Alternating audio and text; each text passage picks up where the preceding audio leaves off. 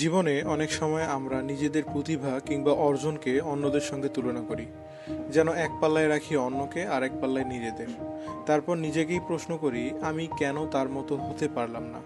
আর আজকের এই রিলস টিকটকের লাল দুনিয়ায় সেই রোগ যেন আরও বেড়েই চলেছে। তাই আজকের গল্পটি তাদের জন্য যারা নিজের জীবন নিয়ে অসন্তুষ্ট, মনে করেন অন্যরা তার চেয়ে কেন সুখী। তো চলুন আজকের গল্পটি শুরু করা যাক। অবশ্যই সম্পূর্ণ গল্পটি শুনবেন। একটি গ্রামের এক কোণে একটি কাক বাস করত, যার নাম ছিল মিঠু। সবসময় সে অন্য পাখিদের দিকে চোখ রাখত। গ্রামে ছিল বহু পাখি, একদিকে ঝকঝকে নীলকোট, অন্যদিকে রঙিন টিয়া, আর মাঝে ময়ূরীর দুর্দান্ত পালক। মিঠু ভাবত, যদি আমার পালকও রঙিন হতো, সবাই আমাকে দেখতো, সবাই আমাকে ভালোবাসতো। একদিন মিঠু বাজারে গেল, কিন্তু লোকেরা তাকে তাড়িয়ে দিল। এই পাখিটা নোংরা, এ এখানে এসেছে কেন? একথা শুনে মিঠুর মন ভেঙে গেল। সে ভারাক্রান্ত মন নিয়ে ভাবতে লাগলো, আমার কালো পালকেই হয়তো আমার দুঃখের কারণ। দুঃখে মিঠু গ্রাম ছেড়ে এক নির্জন জঙ্গলে চলে গেল। সে চেয়েছিল সেখানে যেন কেউ তাকে আর বিচার না করে। সেখানে সে কাঁদতে লাগলো। তার কান্নার আওয়াজ শুনে এক বৃদ্ধ পাখির সঙ্গে তার দেখা হলো। তার নাম ছিল হরিকো। তিনি ছিলেন অনেক জ্ঞানী, শান্ত এবং স্থির স্বভাবের। হরিকো জিজ্ঞেস করলেন, কাঁদছো কেন ছোট ভাই?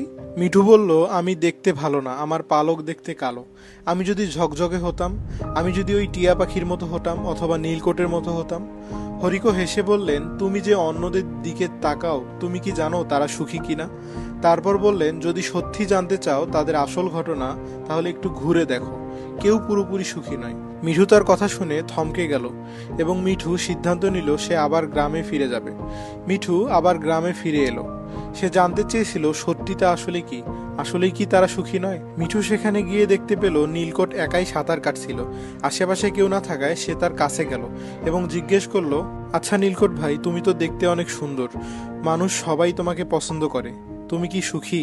তখন নীলকোট প্রতি উত্তরে বলল, না ভাই, আমি দেখতে সুন্দর, আমাকে মানুষ পছন্দ করে, কিন্তু মানুষ আমার বাসা ভেঙে ফেলে, আমার মাছ ধরে খায়। এর কারণে আমি আমার রঙের মূল্যটা হারিয়ে ফেলি।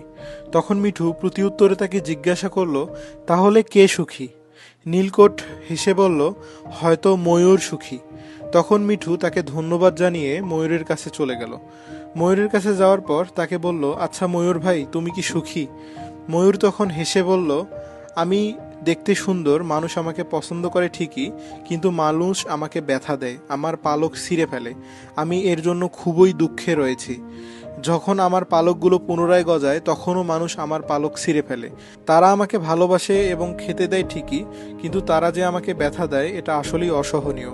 এবং আমি কখনোই চাই না খাঁচায় বন্দি থাকতে, তারা আমাকে খাঁচায় বন্দি করে রাখে। মিঠু ময়ূরের কথা শুনে আবারও একটা ধাক্কা খেলো। সে এখন ময়ূরকে জিজ্ঞেস করলো, তোমার জানা মতে তাহলে কে সুখী? তখন ময়ূর প্রতি উত্তরে বলল যে, আমি জানি হয়তো টিয়া পাখি সুখে আছে। তখন মিঠু তাকে ধন্যবাদ জানিয়ে দ্রুত টিয়া পাখির কাছে চলে গেল। টিয়া পাখির সঙ্গে দেখা হয়ে টিয়া পাখিকে জিজ্ঞেস করলো, আচ্ছা টিয়া পাখি, তুমি তো দেখতে অনেক সুন্দর, তোমার বাহারি চেহারা দেখে যে কেউ তোমাকে ভালোবাসে এবং তোমাকে অনেক স্নেহ আদর যত্ন করে। আচ্ছা, তুমি কি সুখী? তখন টিয়া পাখি একটু থমকে গেল এবং ভারাক্রান্ত মন নিয়ে বলল, মানুষ আমাকে আটকে রাখে এবং আমি যেখানেই থাকি না কেন, তারা আমাকে ধরে নিয়ে এসে খাঁচায় বন্দি করে রাখে, যেটা আমার মোটেও পছন্দ না, এবং আমি মোটেও চাই না এভাবে খাঁচায় বন্দি থাকতে। মানুষের ভালোবাসা এভাবে বহিঃপ্রকাশ হবে, আমি এটা কখনোই চাইনি। একজন পাখি হিসেবে আমি চাই স্বাধীনতা, যাতে মানুষ আমাকে ডিস্টার্ব না করে এবং আমি আমার মতো উড়তে পারি, চলতে পারি, খেতে পারি। তখন মিঠু পুনরায় ভারাক্রান্ত মন নিয়ে তাকে জিজ্ঞেস করলো, তাহলে তোমার মতে কে সুখী? তখন টিয়া পাখি এক কথায় উত্তর দিল, আমার মতে তুমি একমাত্র সুখী পাখি, যে কিনা স্বাধীনভাবে আকাশে উঠতে পারে এবং মানুষ তোমার দিকে ফিরেও তাকায় না, যার কারণে তুমি তোমার মতো করে জীবনযাপন করতে পারো, কিন্তু আমরা এটি করতে পারি না। তখন মিঠু একটু অনুতপ্ত হলো এবং ভাবলো, আসলেই আমি আমার জায়গা থেকে আল্লাহ তাআলা আমাকে যা দিয়েছেন তাতেই আমি অনেক সুখী। স্বাধীনতা আর শান্তির চেয়ে দামি কিছু আছে নাকি? রাতে সে আবার হরিকোর কাছে গেল। চাঁদের আলোয় দুজনে গাছের ডালে বসে কথা বলল। হরিকো বললেন, প্রতিটি জীবনের মধ্যে উপহার আসে, যার কাছে যেমন।